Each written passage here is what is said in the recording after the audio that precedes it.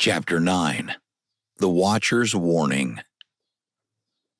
I knew there was no way to tell Sarah, or anyone for that matter, what I was thinking when it came to the Watcher and Buddy, but I still had to tell her something, and I had to do it right then.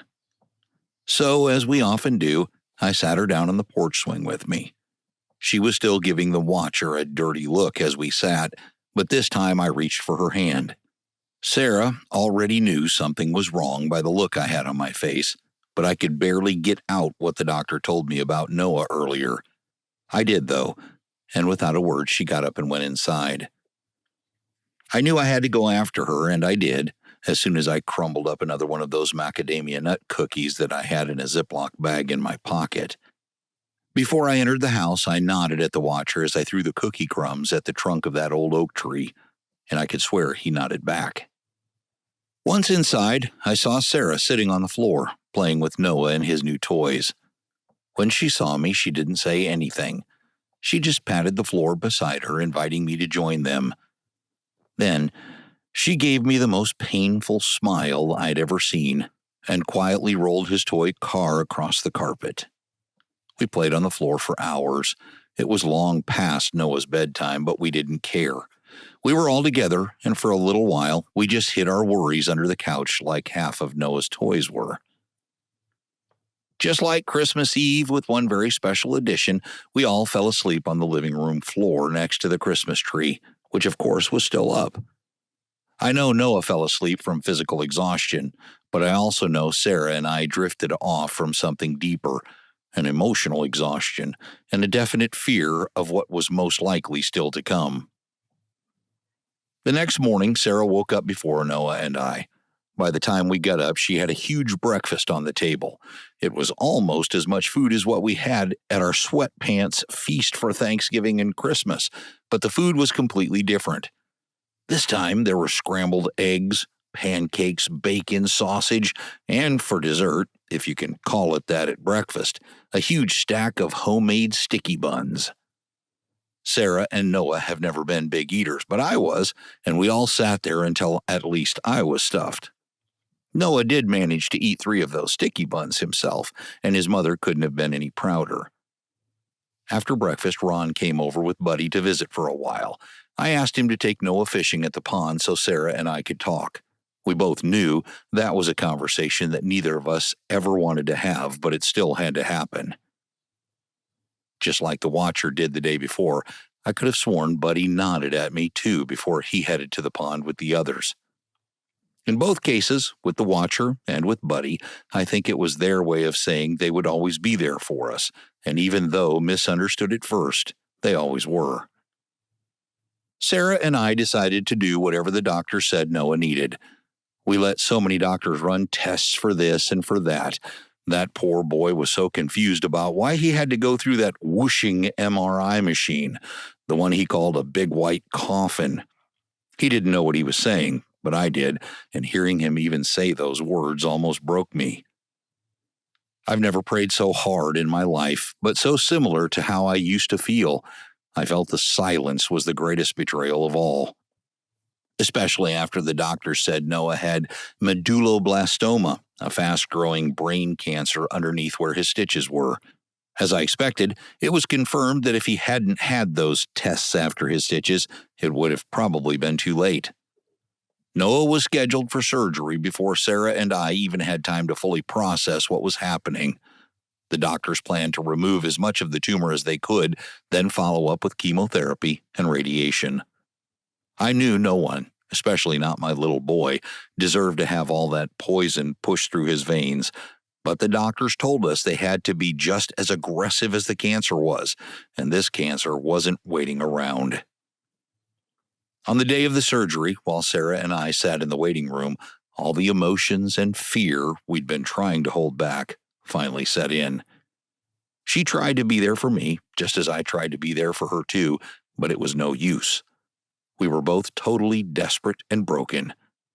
It's not that we didn't have some faith, we did, but no child should have to go through what our son was going through. And the truth is, it's killing me. Mostly because there was nothing I could do for him. Nothing at all. That was supposed to be my job, a job I thought I was pretty good at until now.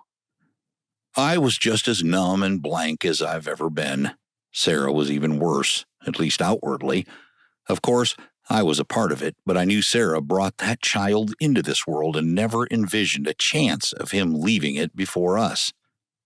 At times, we had a few somewhat regular conversations waiting for Noah to get out of surgery, but it seemed they all ended in tears no matter how the topic started out.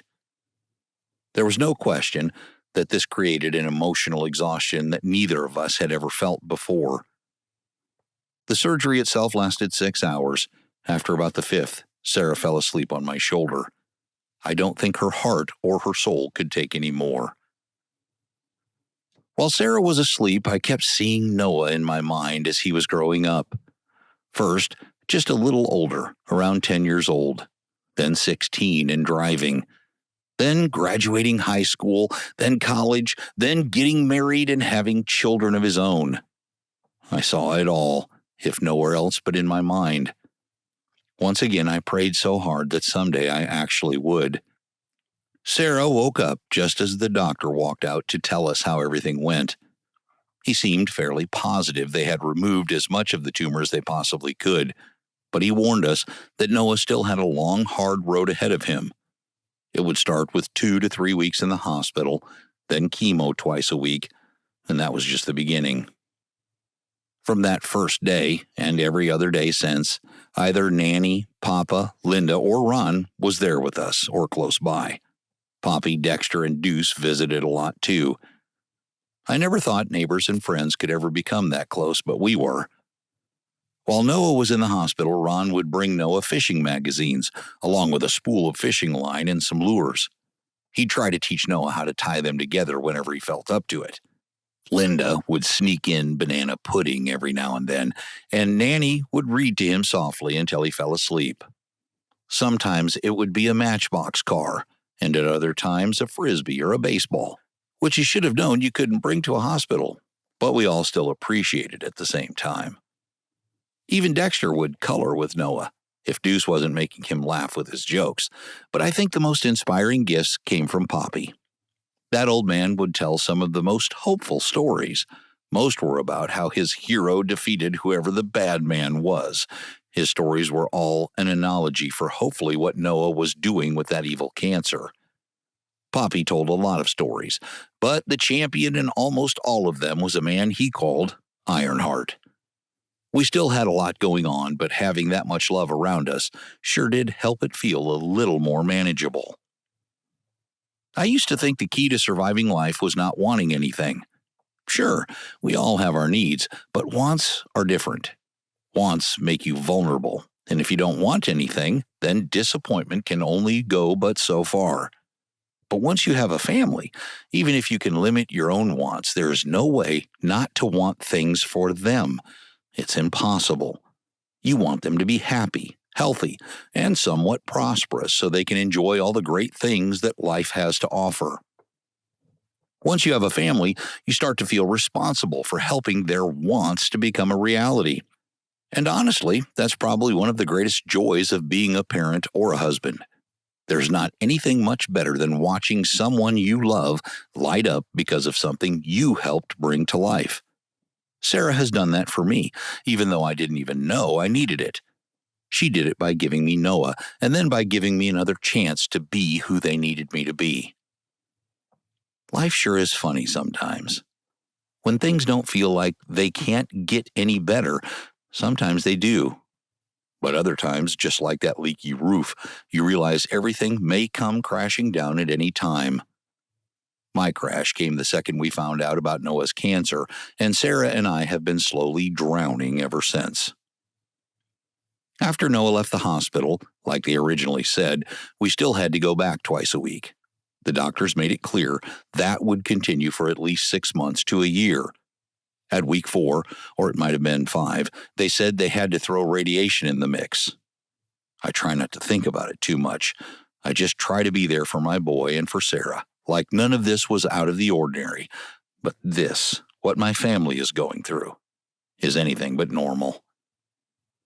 My boss was more than understanding. They even gave me much more time off than I had built up.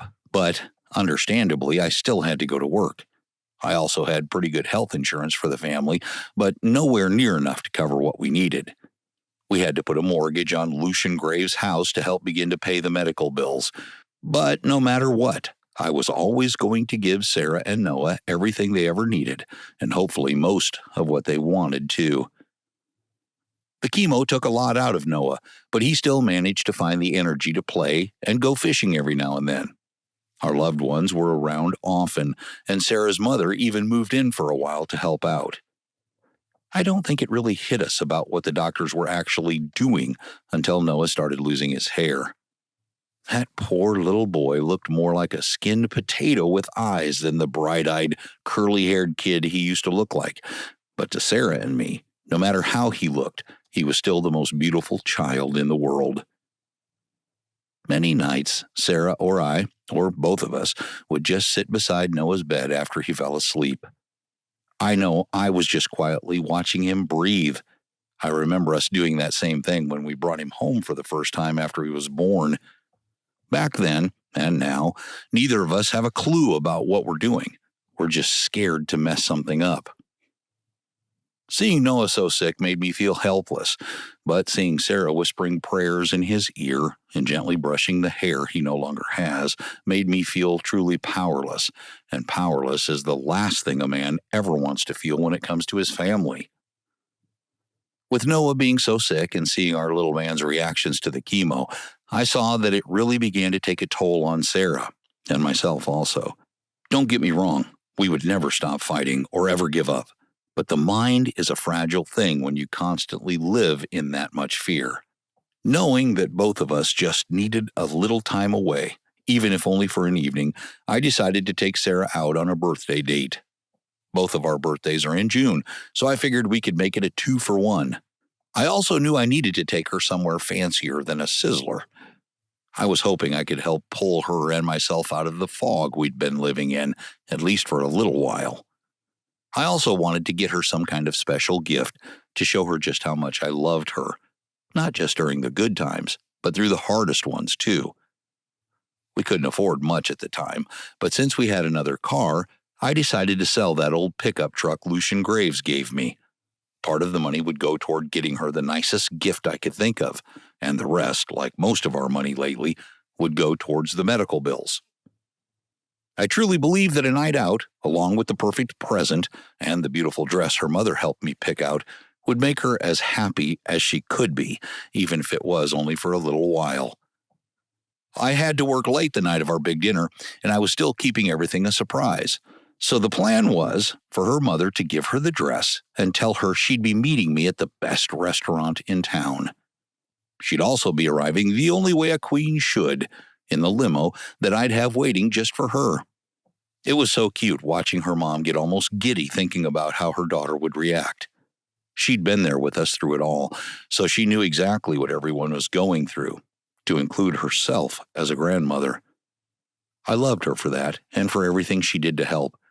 But I loved her before all of this, too, despite how many times she slammed a plate down in front of me over the years. Since she was watching Noah, the truck was sold, the dress was bought, and the reservations were made. The plan seemed as perfect as I could make it. On the night of the big day before I left work to head to the restaurant, I called Sarah's mom to make sure everything was going as planned. My heart all but sang when she said Sarah cried when she gave her the dress, and she cried even more when she told her about our plans and when the limo arrived. Before getting off the phone, Sarah's mom was laughing a little more than I thought she should have at what I thought were my attempts at romance. She assured me nothing was wrong, while still laughing, but it was only that Sarah had a very big surprise for me, too. She ended the call by telling me there would be no way that I could miss it when she got there either. I washed up at work and put on the only suit I owned. It was probably a little out of date, but I dudded up the best I could. I arrived at the restaurant first, and for some reason, even though we'd been married for almost 12 years at that point, I was as nervous as I was on our first date. I just wanted this night to be perfect. I wanted Sarah to know I'd always love her for better or worse. A short time later, I saw that long-stretched limo pull up. It was raining outside, so Sarah got out and put her umbrella up so she wouldn't get soaked. I couldn't see her face, but that elegant black dress that her mom helped pick out looked perfect on her. She was so beautiful that it was almost like I was a younger man again. My palms were sweating and my heart was racing. At that very moment, I didn't feel like we had any problems in the world. In the history of laughter, I don't think anyone has ever laughed for a better reason than Sarah's mom did. It wasn't mockery. It was the kind of laughter that could only come from an irony that is so pure it usually only exists in fables or old children's stories. It reminded me of that old tale where the wife sells her hair to buy a chain for her husband's cherished watch, and the husband sells his watch to buy her a beautiful set of hairbrushes.